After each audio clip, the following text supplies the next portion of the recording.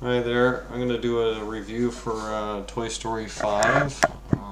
This movie just came out in theaters, and not too bad of a movie, but I don't know. It feels like just too much almost run on in the past. It's directed by Kim McKenna Harris and Andrew Stanton, and stars the usual Tim Allen and Tom Hanks. I don't think anybody doesn't know that. Joan Cusack plays in here too. It's pretty much, I don't know. It's not too bad of a film. None of the Toy Stories are particularly bad films. They're all real pretty good films. They were never my favorite because I never just there were certain elements in them just didn't jive. But nonetheless, they're all fairly good films. In this movie, the world of electronics is invaded the world of toys, and all the kids are on electronic now, getting on to be on electronic devices. So it's now causing a problem for the system because now they got to figure out what to do about all these toys, and it's kind of an amusing movie for the fact that all through this time there hasn't been any electronic devices. I think Lily Pad is supposed to be some sort of representation of the iPad. I'm not entirely sure. I don't know. It's kind of a weird looking device because it's supposed to be capable of doing all the things that a tablet computer can do, but it doesn't really look like a tablet computer. It looks kind of like one of those little toys that kids sometimes get purchased, and it can do all these little things. It can play music, it can do this and that. It can write things, but in the end, it's basically just. It doesn't do much else. It doesn't do everything else. But nonetheless, it's a good little movie. It functions well enough. Don't think it has to be. I don't know. It feels like it's. This should have been. It feels like they maybe shouldn't have gone to Toy Story 5. I think one of the special things about this movie is this was a movie with Taylor Swift's song in there, and so that kind of becomes a thing. But that's only in an end credit sequence that they use that song. But nonetheless, this is the movie now. I don't know. I feel like this should be the last movie. It feels like this one responded well enough. But I think we're gonna end up with another Toy Story movie in the future because I think they just don't know when to stop making them. This movie feels like it should have been a good end point. The basic point is that the girls are growing up, and so the toys are starting to get left behind because, of course, it's not just the electronic devices that are coming in; it's the literal age of the children. I mean, they are growing up, and eventually they have to stop playing with toys. Eventually, it has to come to an end, and that was the whole point of Toy Story, is knowing that the kids still like to play with toys. And the first movie was pretty straightforward on that because back in the 90s that was still a normal thing. There was no gadgetry like we have today. But by today it's all good. It's working.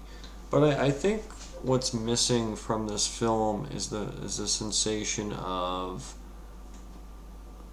originality. It's not a bad film, nonetheless. Nonetheless, the kids are all getting a hold of new devices for playing, and of course these devices are all electronic. They're all connected by Wi-Fi. Heck, yeah, there's a new version of Buzz Lightyear that's now Wi-Fi connected, a Wi-Fi hotspot, I guess. Actually, I'm not sure how that actually is supposed to work, but it works nonetheless. And of course, Woody and Jesse are sort of become the new joke of the town because they're the old toys. They're the actual toys that have little more than a string that you pull and they say something, and that represented pretty good technology in its time, but nowadays a little bit antique. Buzz Lightyear represented the next generation of that concept with an actual toy that had wings and stuff like that could pull out and stuff. But nonetheless, this movie here, I don't know what to say about it. It's got a good premise. The whole point is that the toys know that they're being left behind, and they're trying to find a way to get the kids back to playing with toys. Um, yeah, and it's kind of ironic how it ends up happening that everything happens is that the lily pad takes vengeance on all these toys. I'm not sure how lily pad would communicate with them, but it is. And lily pad, yeah, it's got kind of an interesting thing is that she meets the girl meets all these new friends, and they're like major electronics people are into electronics, and apparently they had a party. It didn't go as well as she thought because I guess it must have been kind of boring. Nonetheless, it's I don't know. It's a movie. It works. It's not. It's lacking the originality of other movies. I think honestly, I'm not even entirely sure if I remember Toy Story 3 properly. Nonetheless, no, Toy Story 4 was curious because if I remember right, the one the one character felt like a left out of the scenario doll, and that's what angered her. But in this movie, there's not a lot of that going on here. It's merely the fact that electronic devices have shown up in large scale numbers, which is ironic that it took them this long to make a movie about that, considering that even by 2011, electronic devices were already a thing and was a big problem, and kids were already starting to play with them. But nonetheless, we got this new era of electronic devices. They're all heavily connected to everything. Um, it works. It's good. I don't think there's a particular big problem with this movie.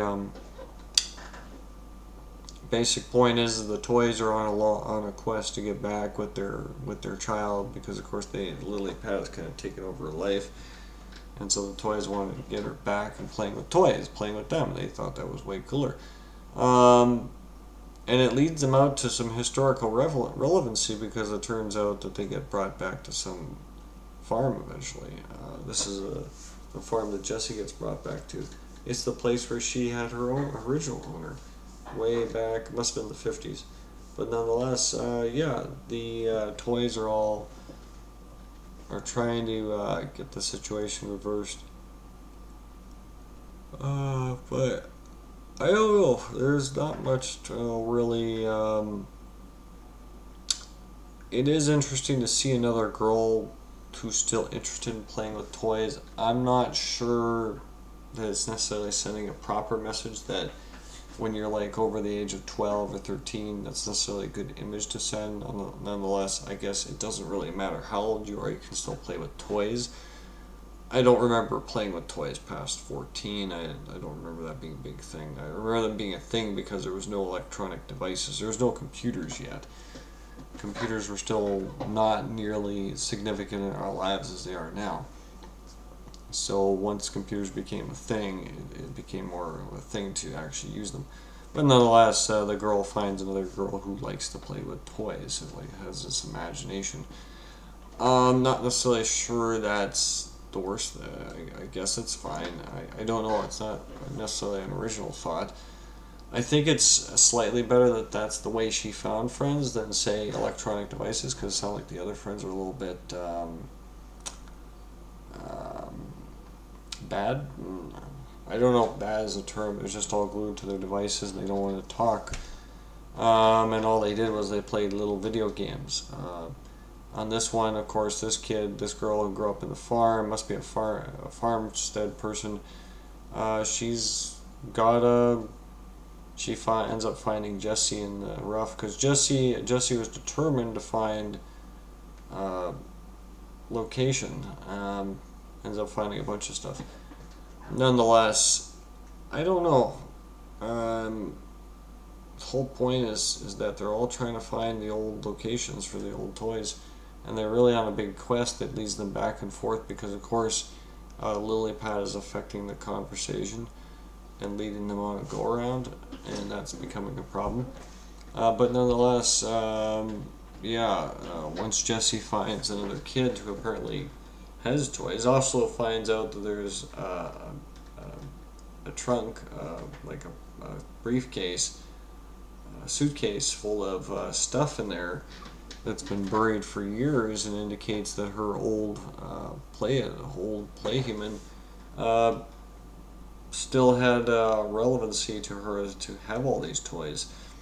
So I don't know. It's interesting in that way. Brings back some old memories for some people.